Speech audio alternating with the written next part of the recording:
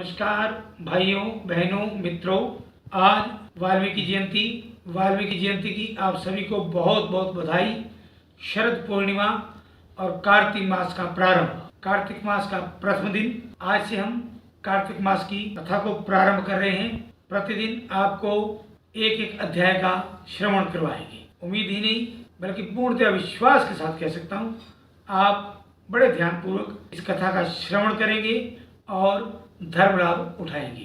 बोल विष्णु भगवान की जय, बोल कार्तिक महात्म की जय। ओम श्री गणेशाय नमः। आरंभ में नारायण को और नर में उत्तम नर और सरस्वती देवी को नमस्कार करके फिर जय पुराण को कही। कार्तिक पुराण का दूसरा नाम जय पुराण भी है। गोपनंद के कुमार श्री कृष्ण ब्रज की स्त्री समाज के मध्य में ऐसे प्रकाशित होते हैं जैसे चारों ओर प्रकाशमान बिजली के मध्य में नवीन श्याम मेघ। शौनक जी सूत जी से बोले, हे सुंदर व्रत वाले, आए हुए कलयुग को जानकर विष्णु महाराज संबंधी धर्म के उपदेश से नैमिषारण्य के रहने वाले हम लोगों की रक्षा करो। नैमिषारण्य उत्तर प्रदेश में बड़ा ही प्रसिद्ध तीर्थ स्थल है। इसका दूसरा नाम चक्र तीर्थ है। ये नैमिषारण्य तीर्थ सीतापुर जिले के अंदर उत्तर प्रदेश में है। नैमिषारण्य तीर्थ जो चक्र तीर्थ के नाम से जाना जाता है। चक्र तीर्थ की महत्ता इस प्रकार से है, महाभारत युद्ध में भगवान श्री कृष्ण ने युद्ध प्रारंभ होने से पहले ये प्रतिज्ञा की थी कि मैं युद्ध में किसी प्रकार का कोई शस्त्र नहीं उठाऊंगा। लेकिन भीष्म जी ने प्रतिज्ञा की कि मैं कृष्ण भगवान से शस्त्र अवश्य उठवाऊंगा।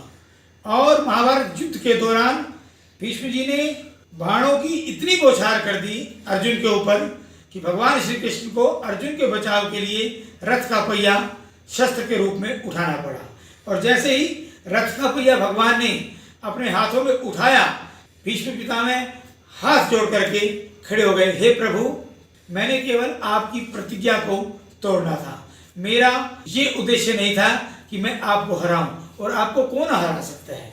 मैंने केवल आपकी प्रतिज्ञा को तोड़ना था। तो भगवान श्री कृष्ण ने कहा, अब ये पहिया उठा तो लिया, अब इसको मैं कहाँ पे रखूं। तो भीष्म जी ने कहा, आप इसको कहीं दूर फेंक दीजिए। और वही रथ का पहिया भगवान श्री कृष्ण ने जब फेंका तो वो चक्र तीर्थ नैमिषारण्य नामक स्थान पर जाकर गिरा और वहां एक पवित्र कुंड बन गया। बोलो नैमिषारण्य तीर्थ की जय, बोलो नैमिषारण्य तीर्थ की जय, बोलो विष्णु भगवान की जय। सूत जी बोले, मैं कल्याण करने वाले गणेश, ब्रह्मा, शंकर, विष्णु और व्यास जी को नमस्कार करके विष्णु संबंधी धर्मों को कहता हूँ। पूर्व काल में सतयुग के आदि में मुनि नारद ब्रह्मा के लोक को गए। वहां पर ब्रह्मा जी को देखा, वे भगवान का ध्यान कर रहे थे। महाबुद्धिमान सब प्राणी को हित में लगे हुए ऋषियों से स्तुति किए हुए और देवताओं से गान किए जाते हुए ब्रह्मा जी को उन्होंने देखा। उनके चारों ओर अप्सरा, किन्नर और पुराण इतिहासों से सहित मूर्ति को धारण किए हुए चारों वेद, ऋग्वेद, यजुर्वेद, अथर्ववेद और सामवेद बैठे हुए थे। वहां संपूर्ण नदी और 7 समुद्रों से मुक्त करोड़ सूर्य के समान प्रकाश वाले थे। सब धर्मों के स्थान थे। सब लोगों के दादा ब्रह्मा जी को मुनि श्रेष्ठ नारद प्रणाम करके नम्रता से पूछने लगे, महाराज, आप सब जानने वाले हो, तुम्हारे दास और बहुत प्यारे सेवक मेरे लिए विष्णु संबंधी धर्म को कहो और विस्तार से वैष्णव धर्म का फल कहो, जिससे तुम्हारी कृपा से भगवान का श्रेष्ठ पद प्राप्त हो। और कार्तिक महीने का महात्म भी विधि पूर्वक कहो, क्योंकि सब महीनों में कार्तिक महीना श्रेष्ठ है। कार्तिक महीने में स्नान का, व्रत का, नियम का, भजन का महात्म विधि पूर्वक मुझसे कहो। ब्रह्मा जी बोले, हे पुत्र, सब लोगों के उदय के वास्ते तुमने बहुत अच्छा पूछा। हम तुमसे कहेंगे, क्योंकि तुम्हारे समान दूसरा कोई वैष्णव नहीं है। हे नारद, जो कोई वैष्णव को वैष्णव धर्म देता है तो उसको समुद्र सहित पृथ्वी दान का फल मिलता है। एक ओर से कुरुक्षेत्र का वास और पुष्कर क्षेत्र का वास, हिमाचल का वास और एक और कार्तिक मास है। हे पुत्र, यह कार्तिक महीना इनसे पुण्य में अधिक है। हे निष्पाप नारद, कार्तिक महीने में विष्णु का नाम लेकर के जो कुछ मनुष्य पुण्य करता है तो अक्षय पुण्य को प्राप्त होता है। यह जो हमने तुमसे कहा सो सत्य है। आश्विन शुक्ल पक्ष में एकादशी के दिन अथवा पूर्णिमा अथवा तुला की संक्रांति के दिन कार्तिक मास के व्रत को प्रारंभ करना चाहिए। हे नारद, जैसा स्मृतियों में कहा गया है वैसे प्रातःकाल उठकर शौच कर्म करके दातुन करे। पढ़ने का मंत्र है, हे वृक्ष तू मुझे आयु, बल, यश, तेज, संतान और पशु, घोड़ा, बैल, गाय इत्यादि और धन और ब्रह्म जानने वाली बुद्धि दे। भगवान से ये प्रार्थना करें कि मुझे सद्बुद्धि प्रदान करें। ऐसा मंत्र पढ़ के दूध या वृक्ष का 12 अंगुल का बिना गांठ का दातुन श्राद्ध तथा व्रत का दिन छोड़कर करे। दातुन से मुख को शुद्ध करे। प्रतिपदा, अमावस, नवमी, षष्ठी, एकादशी और रविवार में तथा चंद्र ग्रहण, सूर्य ग्रहण में दातुन नहीं करना चाहिए। ये विधि बताई गई है कि दातुन किस किस दिन नहीं करना चाहिए। कांटे वाले वृक्ष और करपास, निर्गुंडी, पलाश वृक्षों की और बड़ी हरनोली और दुर्गंधित वृक्षों का दातुन भी नहीं करना चाहिए। वनस्पति में चंद्र प्राप्त होने पर जो वनस्पति को तोड़ता है वह गर्भ गिरवा देने के पाप को प्राप्त होता है। अर्थात वनस्पति को रात्रि के समय कभी भी तोड़ना नहीं चाहिए, उनको हाथ भी नहीं लगाना चाहिए।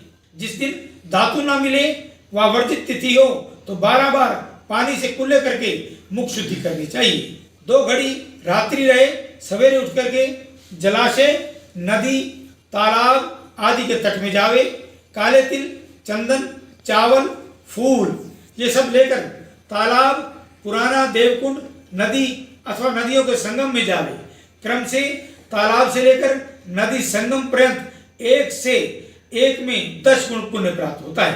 तीर्थ में अनंत फल प्राप्त होता है। स्नान के समय ऐसी प्रार्थना करे कि हे भगवान, इस कार्तिक मास में मैं प्रातः काल में स्नान करूंगा और देवताओं के स्वामी हे दामोदर, तुझे लक्ष्मी सहित ध्यान करके और तुम्हारी प्रसन्नता के वास्ते मैं जल में स्नान करने को उद्यत हूँ। हे दामोदर, तुम्हारे प्रसाद से मेरा पाप नाश हो, ऐसा बोलकर गंगा, शंकर, सूर्य तथा विष्णु का स्मरण करके जल में प्रवेश करें। जल में जब भी प्रवेश करें गंगा मैया, शंकर भगवान जी, सूर्य देव और विष्णु भगवान का स्मरण करके जल में प्रवेश करें।